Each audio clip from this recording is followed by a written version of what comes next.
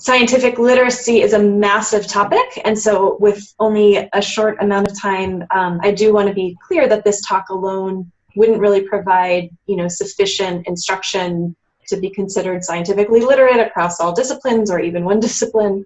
But I really do hope that it would kind of whet your appetite and certainly encourage you to seek out more information. So, okay, I guess to move, oh, there it goes, okay.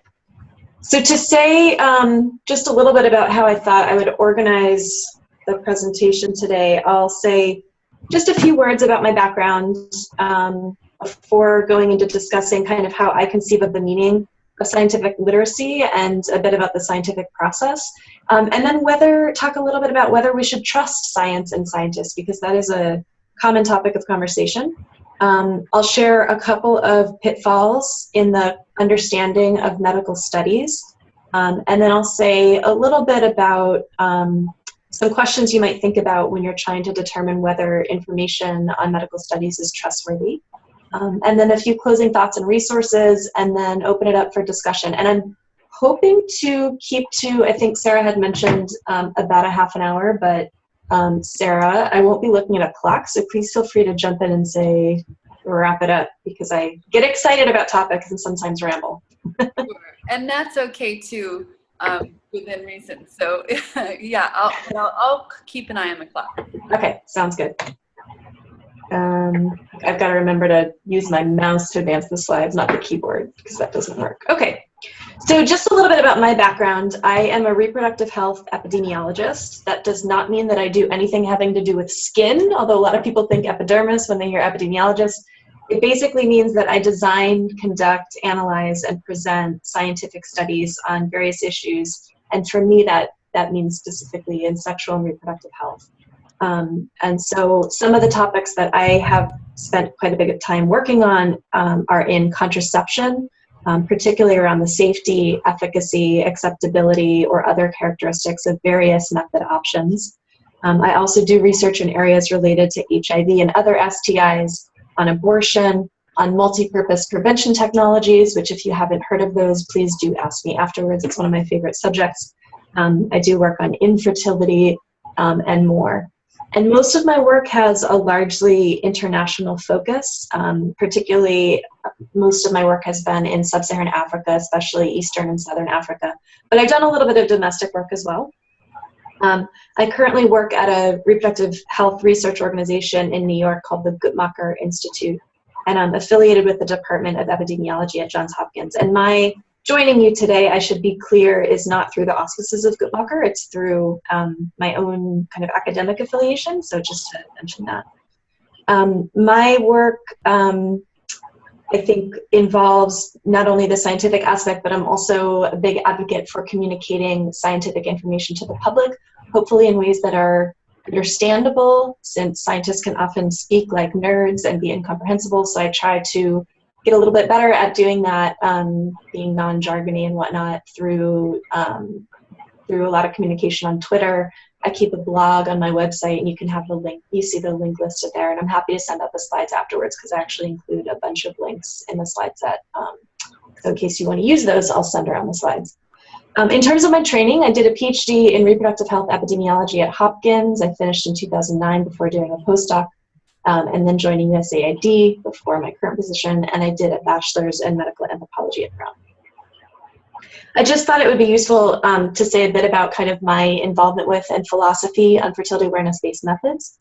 I myself am not a fertility awareness educator, but I'm very interested and actively involved in scientific research on fertility awareness-based methods, and that includes currently conducting a systematic review on fertility awareness-based method effectiveness.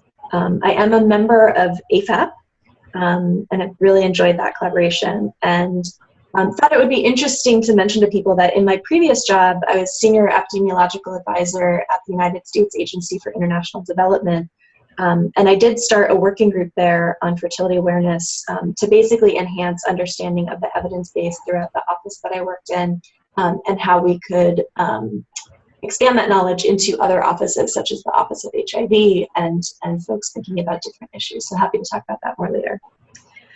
My personal philosophy on contraception, including FABMs, is that I believe people deserve access to high quality, evidence-based information on all available contraceptive methods so that they can really make an informed decision on the best method or methods that suit their personal needs, values, and lifestyles.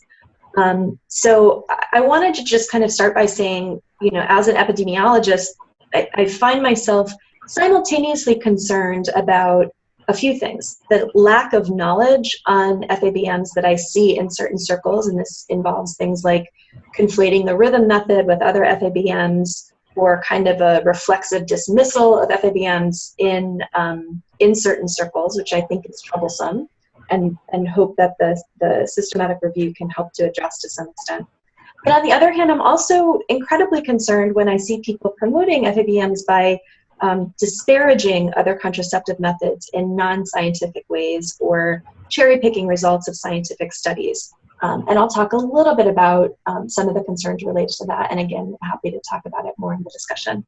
So my personal goal is to try to, because I feel that both sets of these concerns really undermine the credibility of fertility awareness methods, a personal goal of mine is to try to help bridge that divide by focusing on high quality scientific evidence on various contraceptive options to empower and assist women and couples to make evidence-based decisions in achieving their own fertility goals. So that's a bit about my philosophy. I do come at things from a very scientific orientation, and I know Sarah has mentioned to me kind of different ways of knowing, and we talked a little bit about that. So I expect that some of the things I say today may be, I don't know about controversial, but certainly bring a different perspective than everybody may necessarily have, and I welcome that and definitely invite discussion on that and try to hold space for all views. So with that, I wanted to say a little bit about, Sarah asked me to talk about scientific literacy, and so what do we mean by that, and why should we care? So there's really no single kind of unanimous definition of scientific literacy, but I like this quote by the astrophysicist Neil deGrasse Tyson.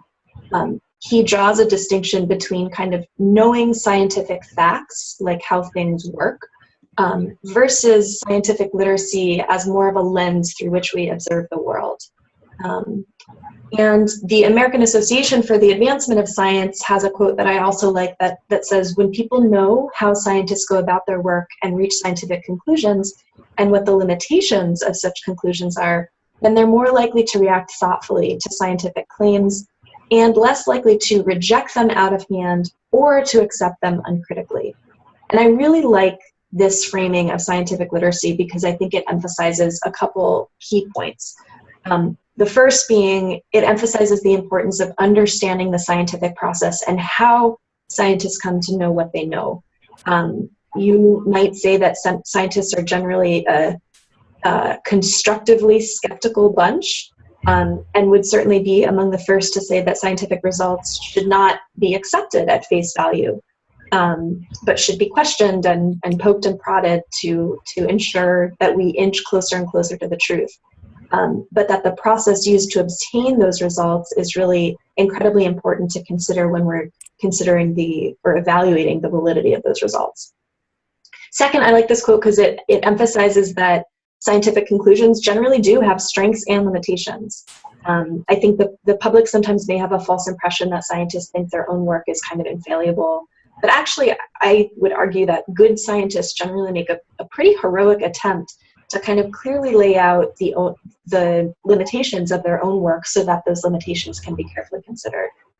And third, I think this quote cautions us against rejecting scientific findings out of hand, but also cautions us against accepting scientific findings uncritically. And to me, this really captures the lifeblood of kind of the scientific way of thinking, which is that we need to have a solid rationale for either accepting or rejecting ways of understanding new pieces of information.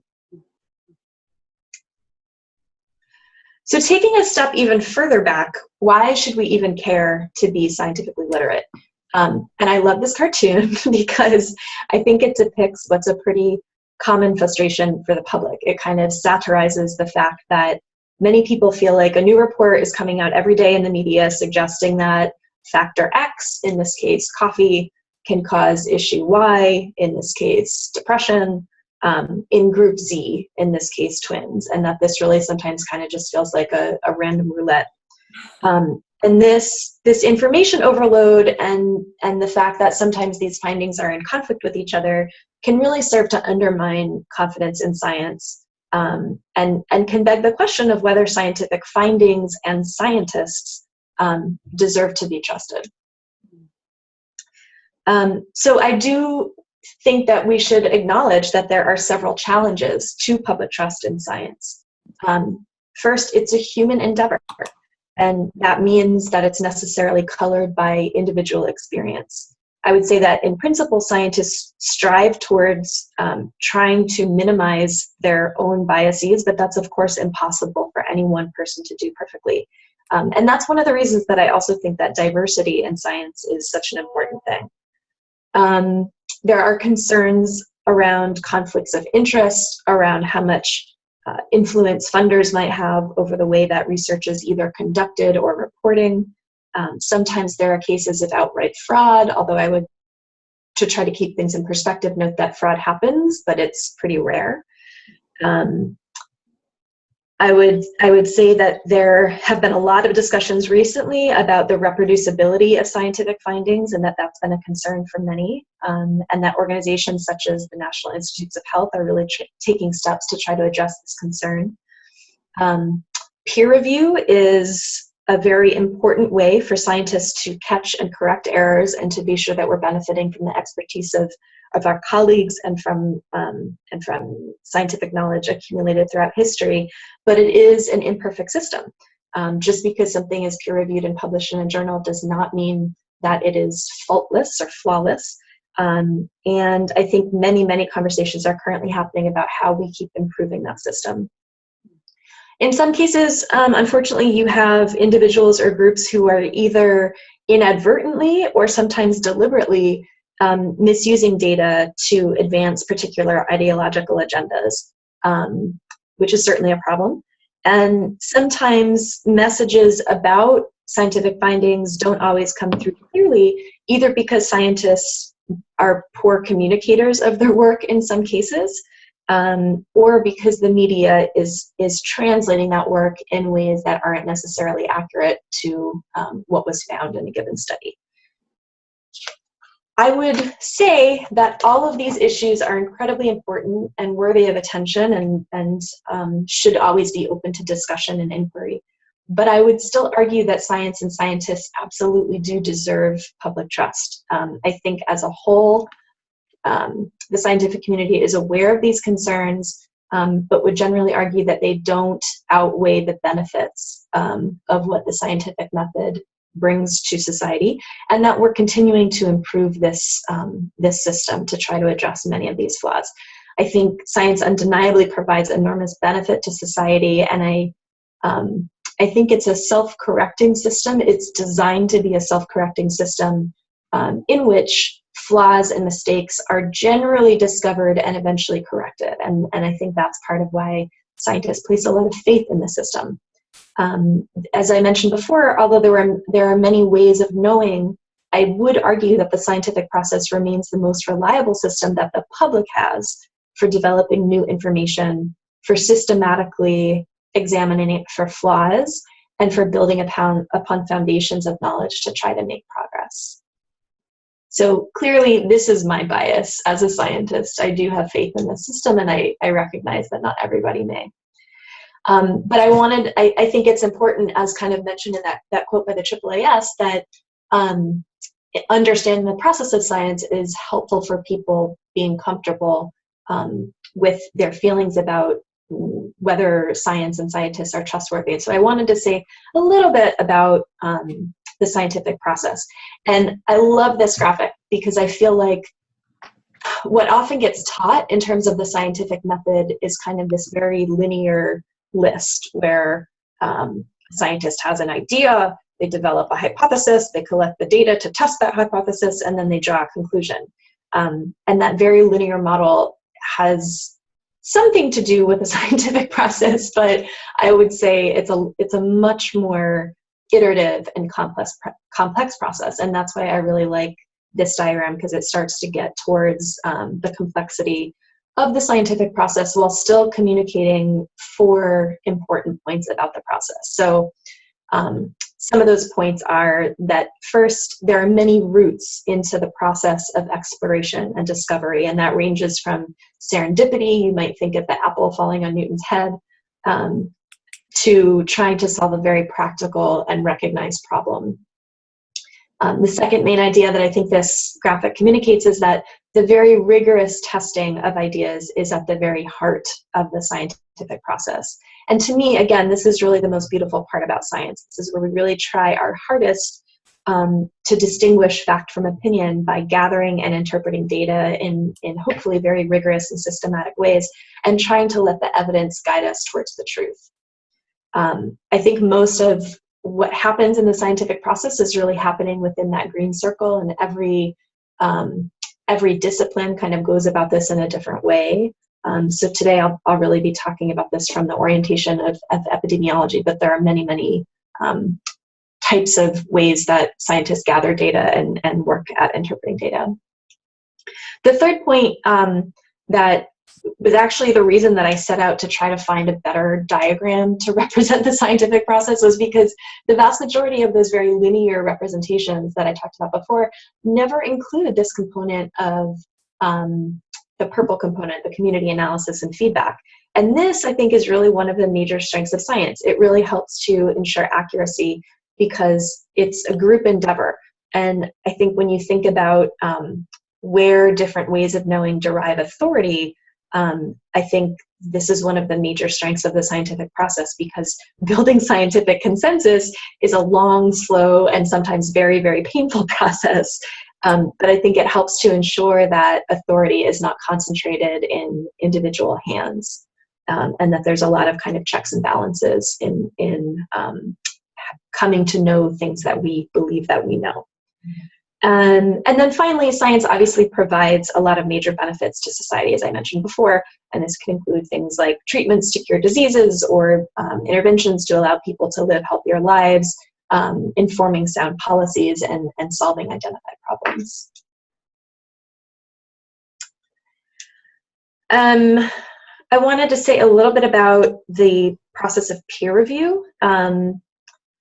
I mentioned it wouldn't be practical to kind of describe all of the ways of testing or interpreting data, but one thing that's important to bear in mind about science is that it does include this system of peer review.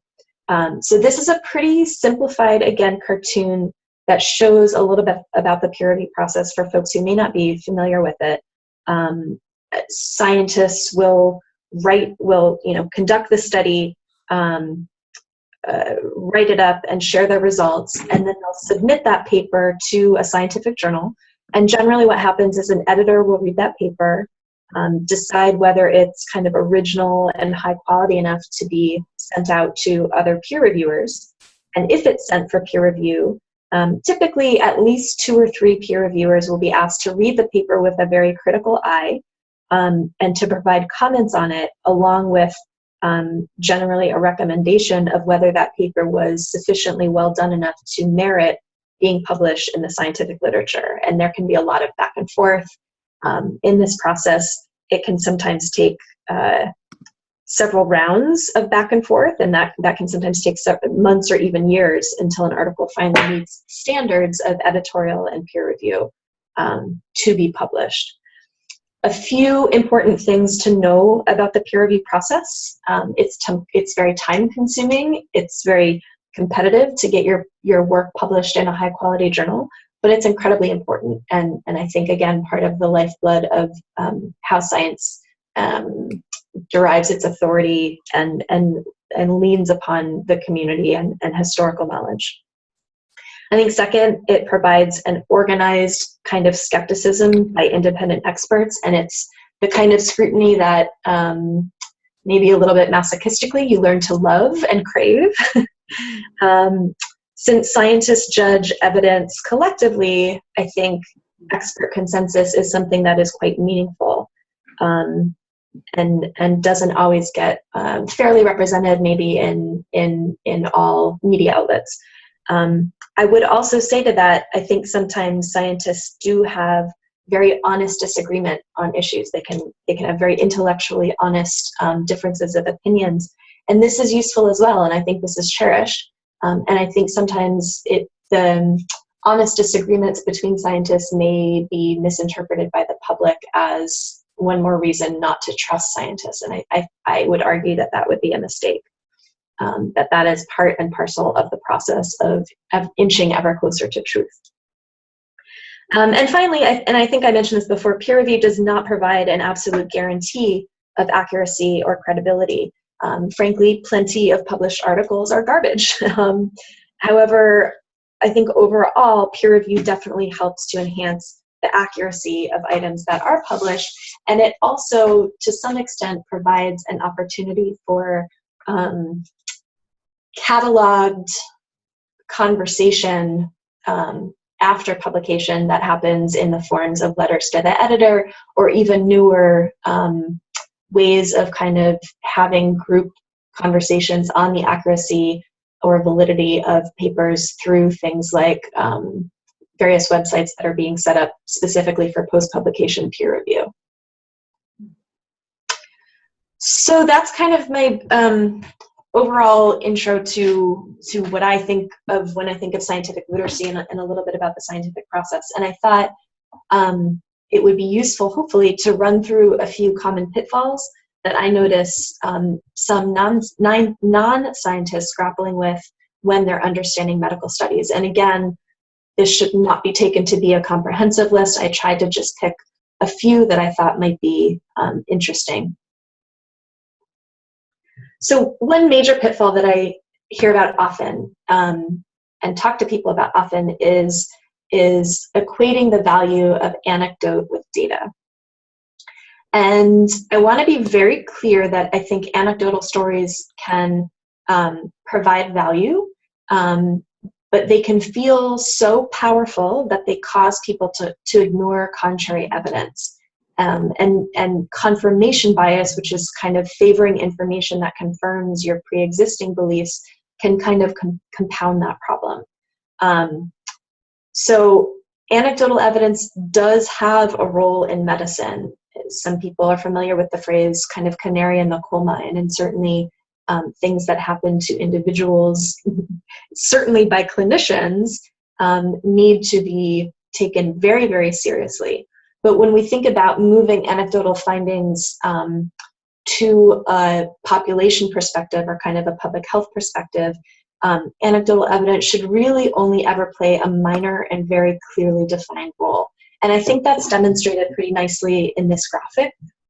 This graphic represents what's considered kind of the hierarchy of scientific evidence. So the lower something is on the pyramid, the less likely it is to provide robust scientific evidence. And the higher it is, the more confidence you can generally put in the findings, assuming the methods are sound, and that is an assumption.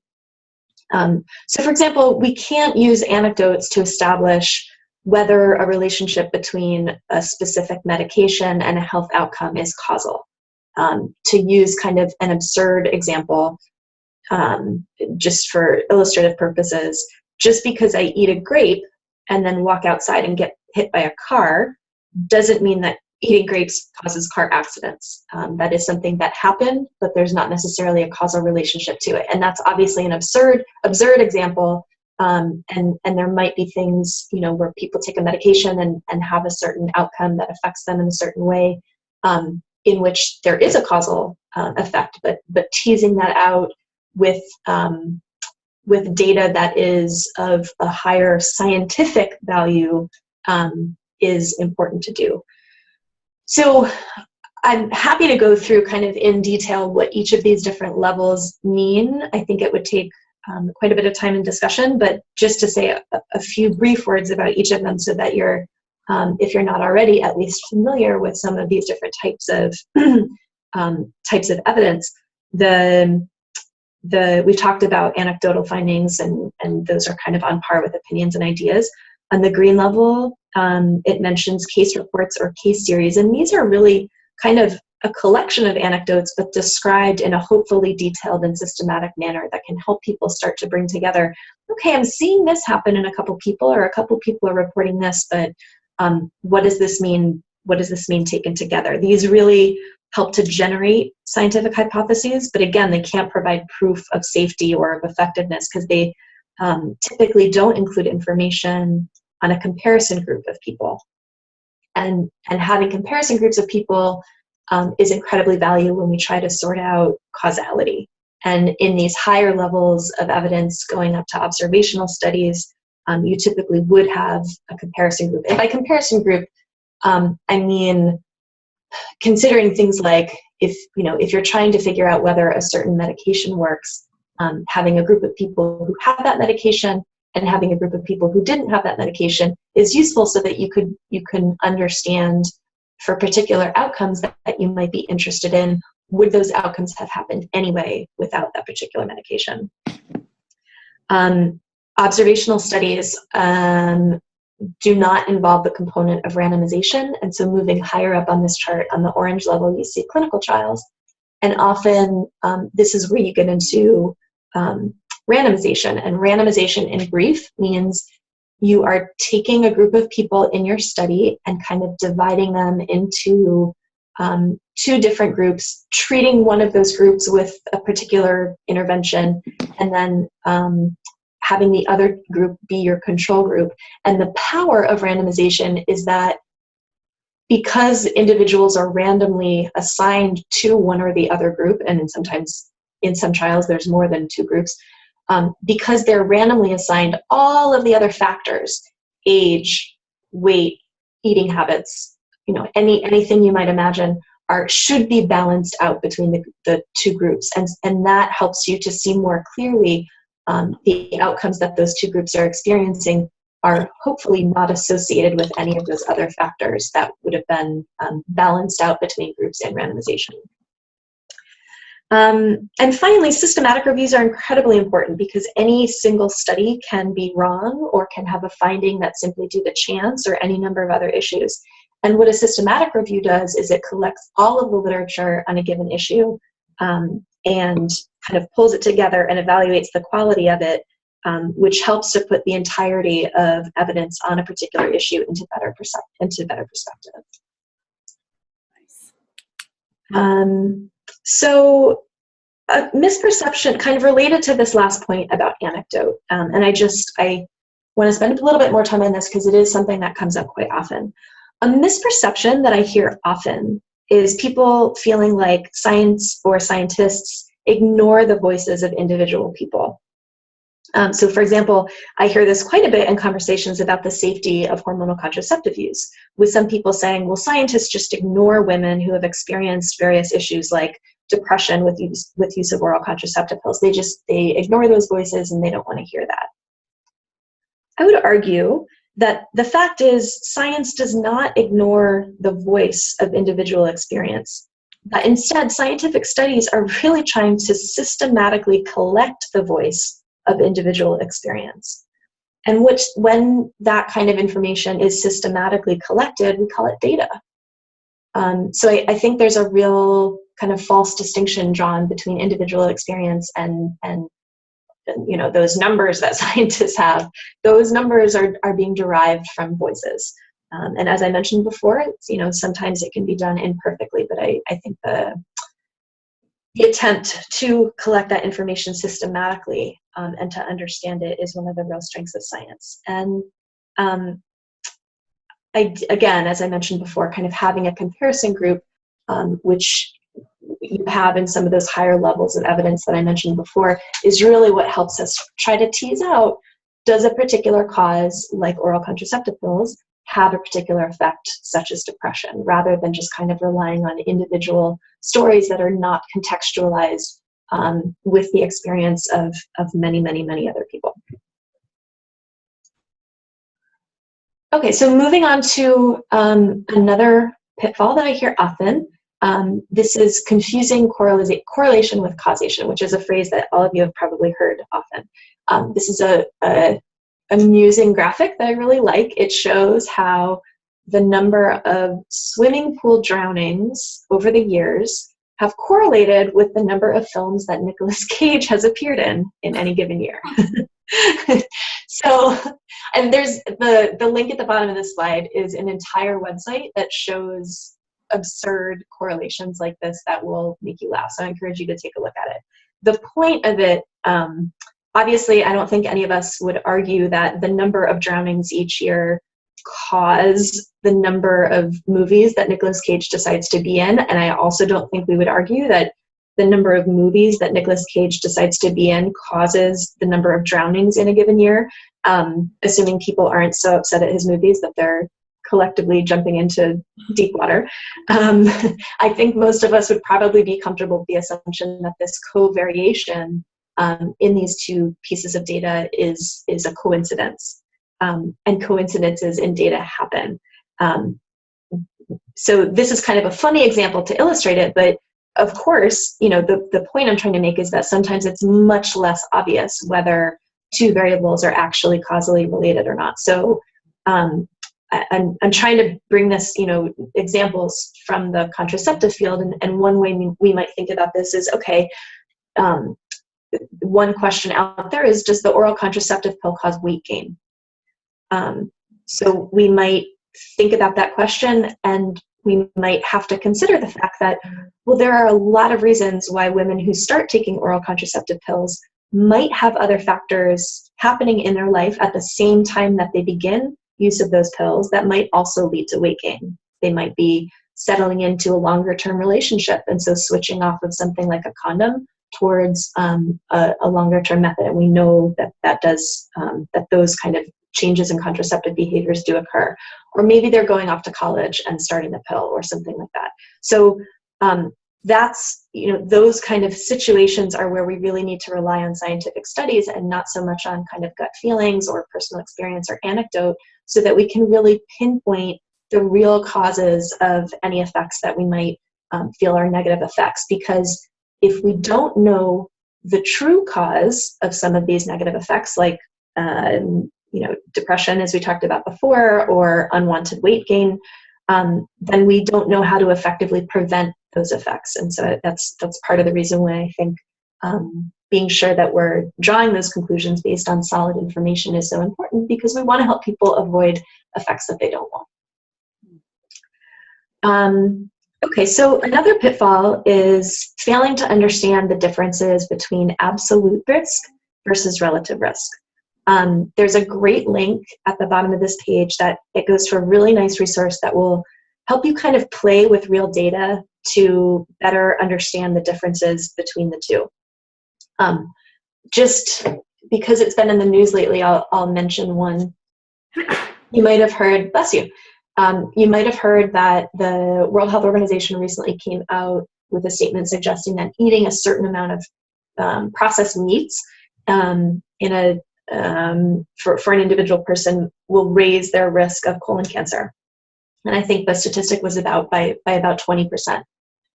So that 20% sounds large and concerning, and it should be. I'm certainly not suggesting that we should not be concerned about eating processed meats. But when you think about that number of 20%, it sounds very different than when I say to you a person's lifetime risk of colon cancer is about 5%. And if you eat this amount of processed meats, your risk will be 6%. That's a very different way of framing the same kind of information. And so neither of those ways are wrong. And they're both very useful and can be used in different ways. But sometimes people do either inadvertently or intentionally kind of present one or the other way of looking at risk for a specific purpose. And so the table on this slide basically tries to make the point that, okay, picture a media study that comes out that says medication X will cut your risk of problem Y by 50%. And that might sound really exciting, and perhaps it is, but somebody that's more familiar with statistics might ask, well, from what? From what is it cutting your risk by 50%? So in this chart, you'll see kind of on the first row, we see that this hypothetical treatment is kind of cutting the incidence of a given disease from 20% in that population to 10%. That's a 50% decrease in risk. The absolute difference there is 10%. So on a public health level, this hypothetical drug could have a pretty profound impact on public health. On the third line of this table, we see that this hypothetical drug cuts the incidence of a disease from 0.2% of people who would experience the disease to 0.1% of people who, if they take the drug, would experience that disease. So again, that's still going to matter a lot for that 0.1% of people in whom that drug prevented that disease. But on a population level, this might not have as massive of a public health impact. But the advertisement for it could still say, this will cut your risk by 50%. So it's just important to think about those differences in meaning between relative risk and absolute risk. Okay, so the next pitfall I thought I would talk about is the dangers of relying on a single study rather than on a total body of evidence. And this is often just called cherry picking. So I recognize this graphic is a little bit weird if you've never seen a forest plot before. But basically what you're looking at is every line in this graphic represents a study, and the length of the line represents the 95% confidence interval, and that gets into statistics. We can talk about that later if people are interested. But each square on each one of those lines represents the estimate that a study found. So like before we were talking about, if this drug cuts your risk of disease by 50%, this is where a 50% would kind of be mapped on one of those squares in this diagram. So roughly what you're looking at here is, I think it's like 22 studies that are looking at a particular scientific question. And you can see that the vast majority of them are saying one thing. And then you see that there's a clear outlier here, which I've circled in red. And that study is suggesting something very, very different than those other studies. So it doesn't mean that the investigators who found this very, very different effect are bad investigators or even that they're wrong. But there's a danger here in that if somebody with a particular agenda focused only on the risks of that one study and didn't kind of acknowledge the rest of the body of knowledge that we have on that particular question, it could give people a very skewed sense of reality. And so, as I mentioned, this is kind of known as cherry picking. And I think the point here that I'm trying to make is that when you see results from a study presented, it's important to try to get an idea of how consistent those results might be with other studies on the same topic, if those other studies are available, so that you really know, okay, this is the results of this study, how does that fit in with the rest of the body of knowledge that we have.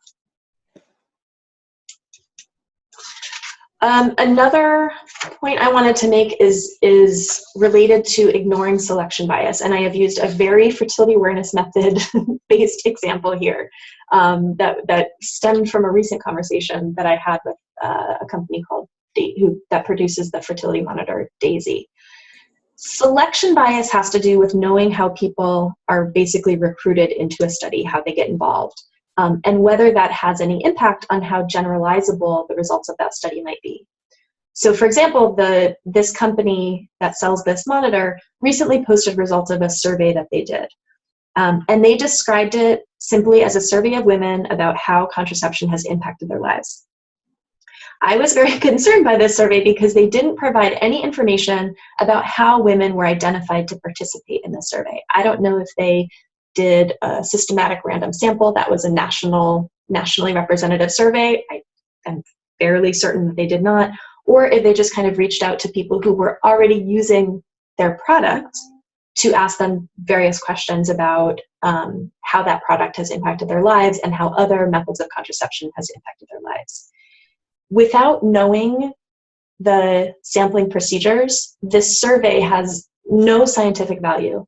And I get very concerned that it might seriously mislead their readers, because if you slap a percentage sign on something, it can feel scientific, but that doesn't mean that it is. And to, again, kind of use an absurd example to make this point, I present to you the results of a survey that I just did just now, in which I surveyed female scientists, and 100% of them were named Chelsea. So I think you can, get the point that I'm making. I think you would be hesitant to draw the conclusion that 100% of female scientists in the world are named Chelsea, and you would wonder about my methods, and you would wonder maybe how many people are in that survey and how I chose to ask them. And I think the point I'm trying to make is that this example here is no different. We need to know about the methods of generating these kinds of percentages before we can say anything about the value of the number presented. I thought it was concerning that when I raised this concern to the company, they basically told me, well, anything that we post is going to be considered to benefit the use and the eventual sales of our fertility monitors. And to me, I think that's misleading advertising. And kind of, again, going back to the concern I raised earlier, I think we want to do what we can to ensure the credibility of various ways of using fertility awareness-based methods, and I think this does the community a disservice.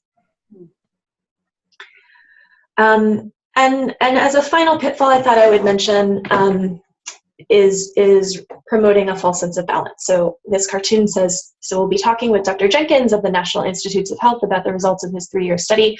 And then for a different take, we'll talk to Roger here, who I understand has reached the opposite conclusion just by sitting on his couch and speculating. Again, this doesn't mean to devalue personal experience. Roger may well have something to say about whatever's being discussed on this talk show, but I think we do need to try to keep in perspective what opinions are based on and how people come to know things. And I also think we could talk a lot about some of the issues involved in the translation of science to the media. This particular talk show host chose to kind of presumably promote what might seem to be a false sense of balance. And again, we could spend all day on this subject. I provided a link to a blog that I wrote on some of these issues if people are interested. And I think it's just useful to be aware and to be aware and maybe skeptical of when you see things being presented with what might be a false sense of balance. I think vaccine safety and climate change are good examples of this, where sometimes the media doesn't provide us with a very clear sense of the where the weight of evidence lies, and provides maybe a false sense of balance. And I think that should be kept in perspective. So starting to wrap up, I just wanted to give a few quick tips on trying to find trustworthy information. And this is an endeavor that's hard even for people who may have spent their lives in a particular topical area. It is an ongoing process. The list that I will present is certainly not comprehensive, but I think these are a few good questions to ask yourself when you're trying to evaluate whether information is trustworthy. And again, I've provided some links to resources that go into much greater detail. How do the findings fit with other evidence? This was kind of visually depicted in that slide where I talked about that one study that was a clear outlier. How far away is the information from its original source? As somebody who has published studies and then seen those studies written up in media and torn half of my hair out, the way that science gets translated in the media can sometimes be really problematic. Sometimes it's fabulously done and really well done, but I think you often see almost a game of telephone being played with scientific studies where it will be described very cautiously and sometimes irritatingly with a large number of kind of caveats and cautions, and then that may get translated into the media with losing some of those cautions and nuances, and then as it kind of gets picked up and repeated, sometimes the the meaning of the information changes quite substantially. So how far is the information from the original source, I think, is a useful question. Who paid for the information? Again, going back to concerns about whether there may be bias introduced by the funder of a particular study. Is there any hype? Is this being hyped up to sell a product, or kind of taken out of context? Does the source of information have an intentional bias, kind of thinking about who is presenting this information and whether they stand to have anything to gain by presenting it in a certain way or leaving out information? Is there expert consensus on this issue? I talked about this before, that I do think building consensus in science is a challenging process. And so when there is expert consensus, it should mean something. Is the story almost too good to be true? This kind of relates to the question on, is there any hype? Where and by whom was the research published? Trying to look into, is this a resource where there's a very clear attempt for non-biased information, or is it being put out there by a group or individual with a particular agenda?